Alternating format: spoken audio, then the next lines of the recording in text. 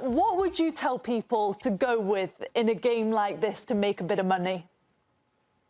You know, it's funny, if you're just going off the trends of the World Cup so far, and you guys know in studio, this is something I've been betting on. It's like death taxes both teams to score has been something that's been hitting in the round of 16. I mean, is it, you know, you could say, how could this continue to happen? I think it's going to happen with France and Sweden. I'm not as sure about Mexico, Ecuador, but what I'm saying is, I don't think you're always going to get the price that we have right now. So right now it's minus 118 for both teams to score. This has just become a very, very popular bet as casual Americans start to bet on the World Cup and soccer for the first time. I do think by the time we have kickoff, this will be closer to minus 140, minus 150, just the way momentum of sports books have worked. So as far as an act now play, if that's something you're interested in, I do think it's worth getting on today.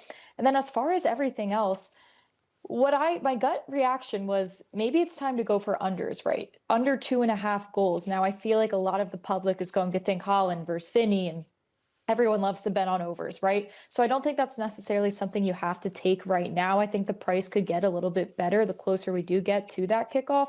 But what I will say is looking at a Brazil late goal versus Japan and looking at that Haaland late goal in this matchup that we just saw, not to take away from them, but I do think those are inflating some of these matchups who have ended in regulation 1-1. So, you know, I'm not a big unders girl. My saying is unders are for losers, but I do think for this specific matchup, the price we're going to get after all the goals we have seen, it might be worth taking a shot now.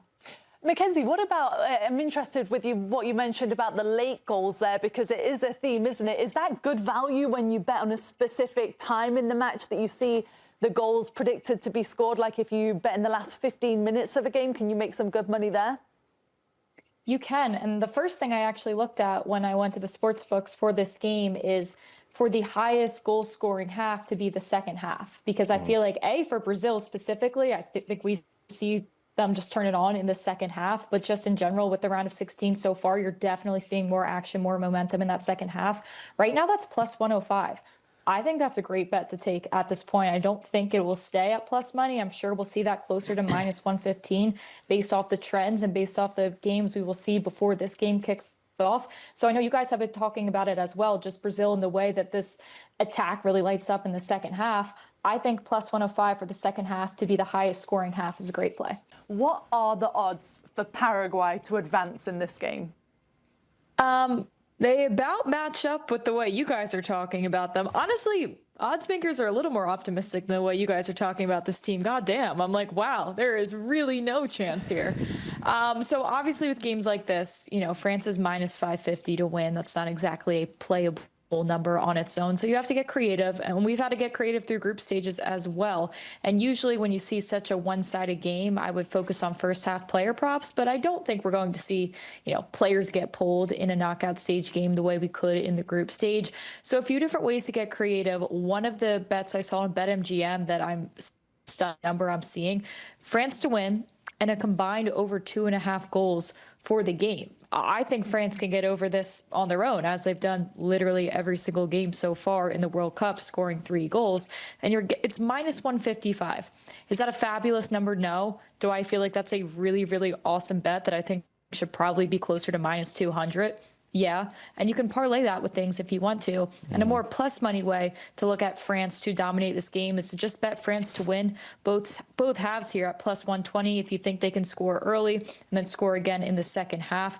Obviously, looking for multiple goals would be the ideal situation. But again, plus money, that's at plus 140 right now. I'm seeing it already come down on some books. So those are 2 act now prices I would probably take right now.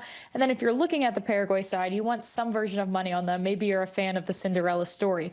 What I've noticed with some of these teams, some of these heavy underdogs, is their shot count is still up pretty high. Not shots on goal, not shots on target, not goals, but they're, you know, shoot your shot towards the end of that second half here. You're seeing double digits from Sweden.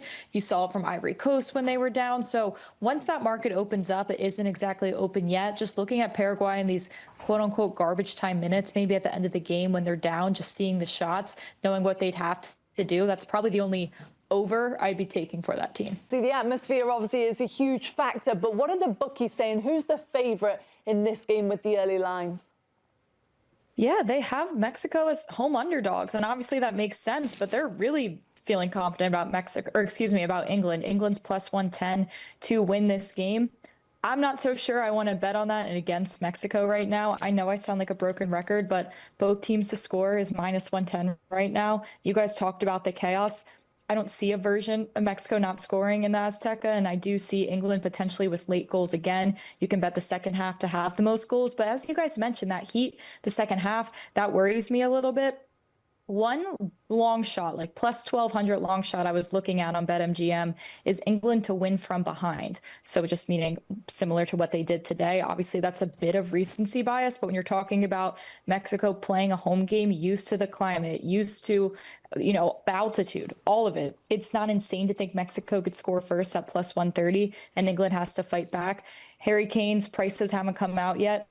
The stars continue to shine. I talked about in the group stage, round of 32 seems to be proving very, very similar. Getting Harry Kane, hopefully he's going to be minus 140, minus 150 after that. I probably wouldn't play it, but death tax is Harry Kane to score a goal. Death tax is both teams to score.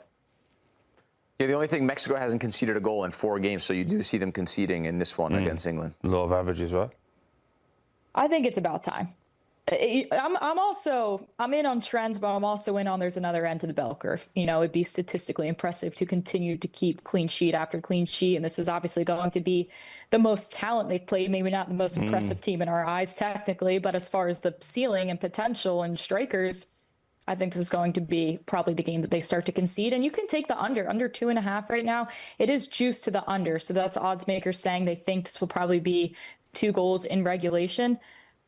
I wouldn't hate to bet on the regulation tie. That's around plus 220. Maybe this is kind of a slugfest of some sort. Maybe we see a 1-1 draw and we have to go into, some extra time here. Mackenzie, a little curveball for you. What's a 3-0 England?